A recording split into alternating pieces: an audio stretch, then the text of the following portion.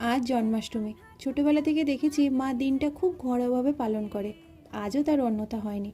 আজকে সকালে যেমন পায়েসের দায়িত্ব পড়েছে বোনের ওপরে, আর আমি নিয়েছি তালের বড়া বানানোর দায়িত্ব।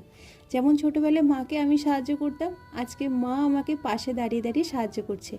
মানে ওই বলে বলে দিচ্ছে আর আমি করছি। আর প্রথমবার যে কোনো জিনিসের অভিজ্ঞতা একটু তো অন্যরকম হবেই। যেমন প্রথমে তাল ছাড়ানো নিয়ে বড্ড স্ট্রাগল করলাম।